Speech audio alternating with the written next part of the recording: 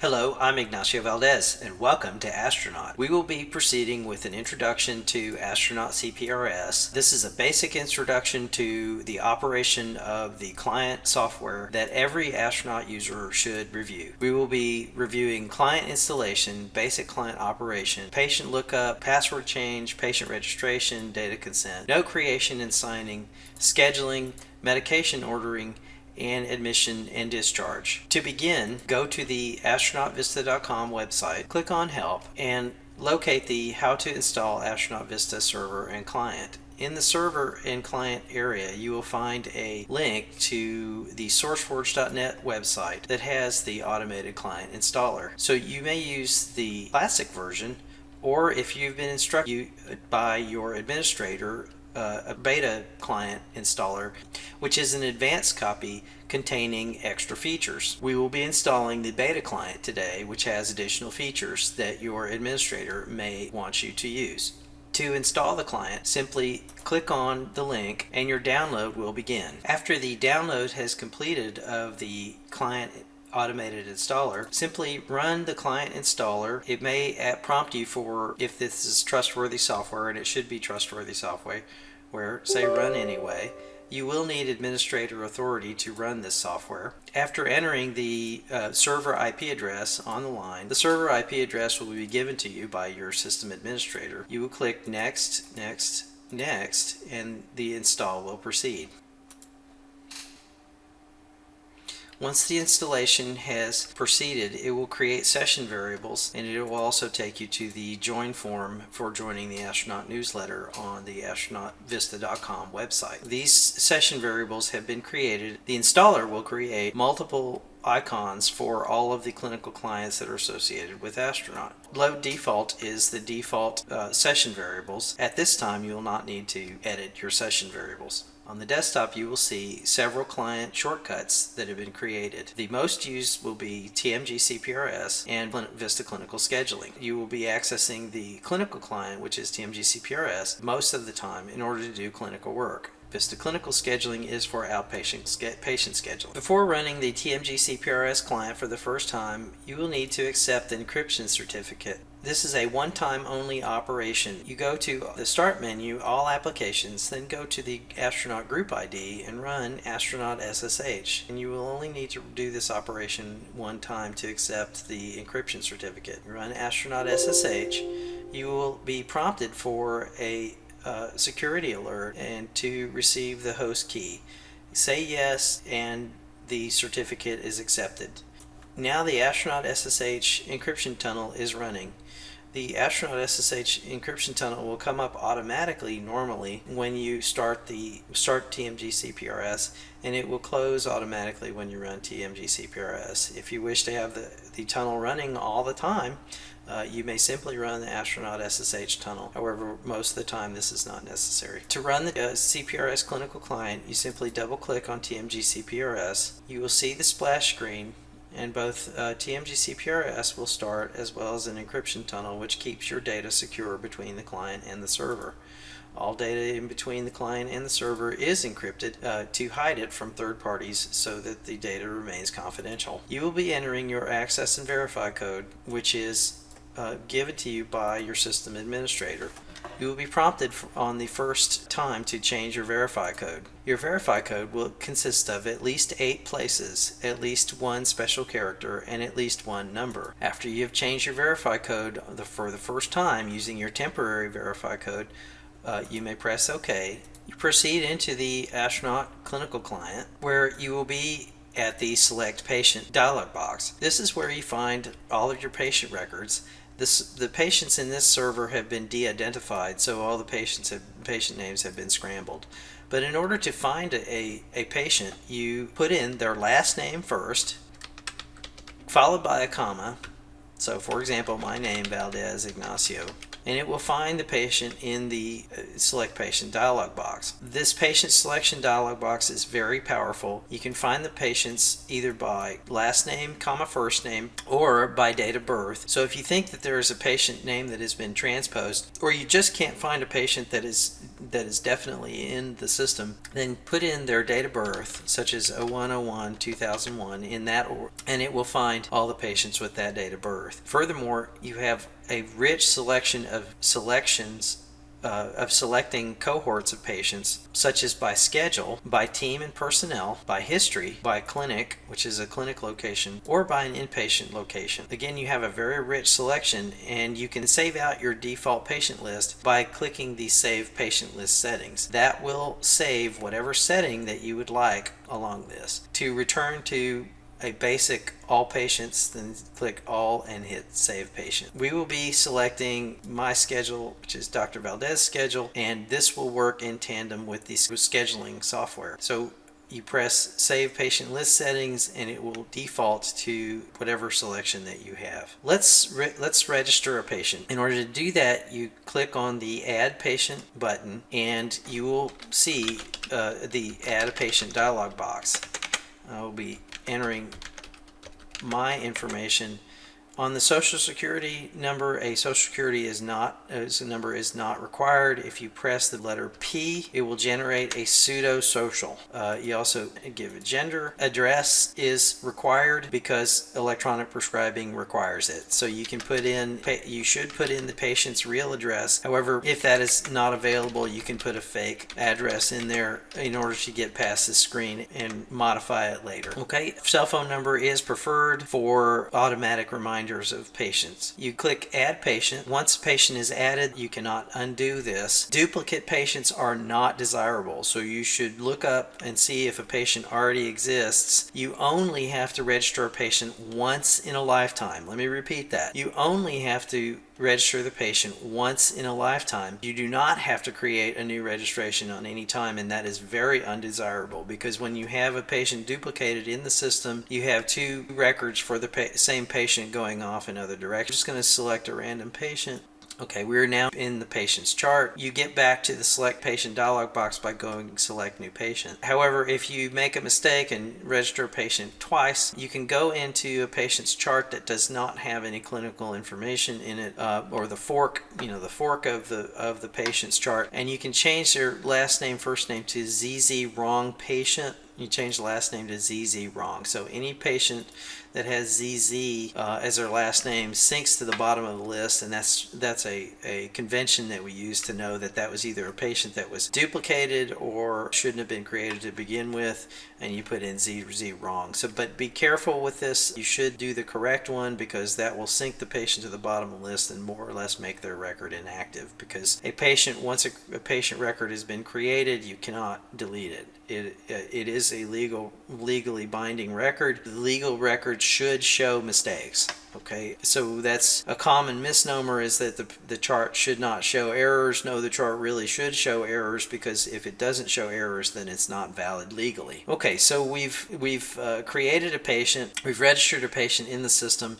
These would normally be blank, but this is a patient that already exists. So they have things like active problems, medications, appointments, allergies, yes or no, clinical reminders, lab results if that's active. The first thing as well that a patient has to have is that they have to have a protected data consent. So we're going to add a test patient. This will be ZZ test, YouTube, the date of birth 01/01/2001. We'll generate a pseudo social. We'll make them a female, and their address is 123 fake, Houston, Texas 77087. The cell phone will be 123-456-7890, which is an interesting cell phone. Okay, so add new patient, cannot be undone. We'll say yes. Now the patient has been added, so let's look them up. We'll go ZZ test. They show up as ZZ test YouTube. You can either double click on test YouTube or we hit OK. It's warning you that there is no protected data consent. In order to be able to sign notes, it will prevent you from signing notes until you create a protected data consent. So this is a new patient. We'll give them a location. In this case, Bluebonnet Clinic, but there's multiple locations, and you can look it up. We say PROT, and protected data consent comes up. The protected data consent then is populated. You should print this out. It'll have the patient's name on the footers. Have the patient either sign it in a PDF document or have them sign a paper copy, and that paper copy should be returned either to Astronaut or put in the cloud space of Astronaut so that we can keep track of it. That is the legal basis for Astronaut networks, and it must be done on every patient. Very occasionally you have a patient that does not want to sign the protected data consent, but that's extremely rare, and in that case you just will not be signing your notes electronically because the patient has not consented for their record to be accessed by other Astronaut network members. However, the vast majority of patients do sign and do participate. Once the patient has signed the document either electronically on a PDF or on paper, then you may sign the note electronically yourself, and that indicates that the patient indicates that the patient has agreed to be a participant in Astronaut Network. This is more or less a once-in-a-lifetime operation and does not have to be repeated and should not be repeated unless the patient has opted out, which is, again, extremely rare. Sign the protected data consent. You enter your signing PIN and then press OK. Signing this allows authorized users of the system to see that the protected data consent has been done. Notes can exist in several forms, either editing in progress, save without signature, or signed. Once a note is electronically signed, it cannot be modified, and it is a legally binding document. Notes cannot be signed. No notes can be signed until the protected data consent has been done and has been signed by a staff member, electronically signed by a staff member, indicating that the patient has signed a protected data consent. This allows their data to be on Astronaut networks, and it either must be done or the patient opt out, in which case that particular patient notes cannot be signed because they cannot be published, because they have not agreed to allow their documents to be seen by other Astronaut network members. So once that is done, patients has been registered, they have a protected data consent, then we continue with the new progress note. You can put your often used titles. There are hundreds of titles and hundreds of templates already in the system.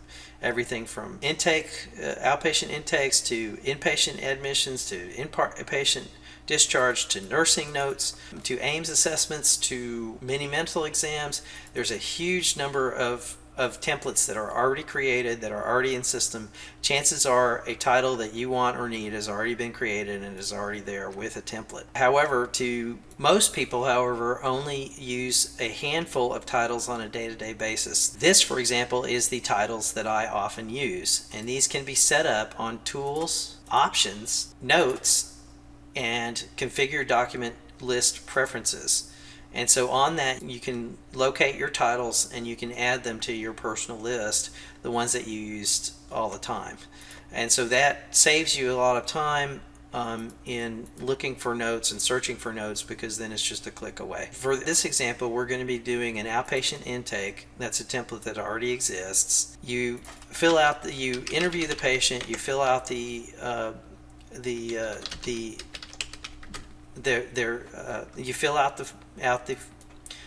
interview the patient, you fill out the forms. When you click OK, it is rendered into HTML text, which has bold, italics, mixed typeface. It also, you can embed images, you can do various things, you can format it in ways that one would expect to be formatted. After you do that, you can either save it without a signature if you wish to come back to it. Again, it is not published to, it is not visible to any other user except for yourself until it is signed. So you sign note now and you use your signing pin. It will also pop up the encounter form. Okay, on the encounter form, ignore visit type.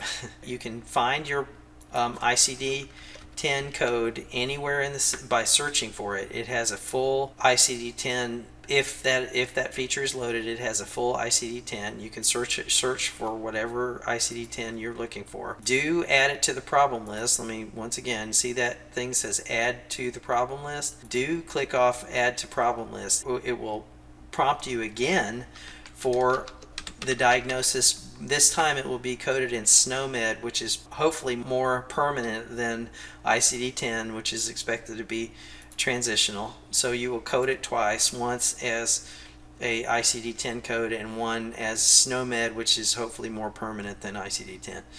Then you go from diagnoses to procedure code, and there's a lot of preloaded procedure codes, but you can use any procedure code simply by searching on it in this other procedure. Then you can also ask your administrator if you wish to have a very commonly used procedure code placed into this quick pick list, then you can do so. So in this case, this is an intake, so this will be for psychiatry, it'll be a 90792. You simply click that, and then you hit OK.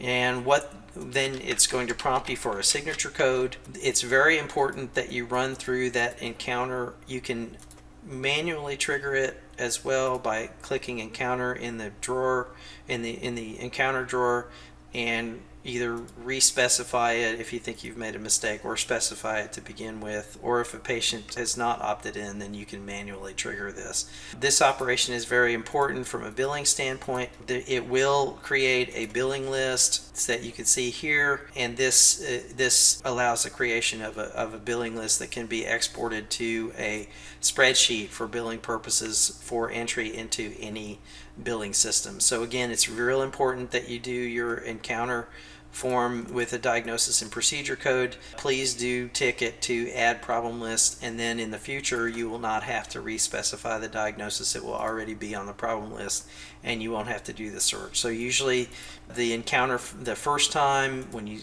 specify the diagnosis and the procedure code is the important event. From then on, it's usually a rapid click and you're done, and that creates your billing code. We've gone through client installation, login password change, patient lookup, patient registration, data consent, note creation and signing. There also is the scheduling application that is used by the scheduling personnel. We're just going to take a quick look at that. Your scheduling personnel can run this separate application. So for example, on Bluebonnet Clinic, it's appears as that. So your scheduler can create your schedule in this application by adding an appointment. It will appear under schedule, your schedule, and you can select that and save it as your default schedule, and it will have them in order so that you can see your patients for that day without having to run a separate application. It's a single sign-on. Lastly, there's the admission discharge transfer module. So it's pretty simple this is for inpatient work. The scheduling is for outpatient. So you can specify what location, and you can admit the patient into a facility.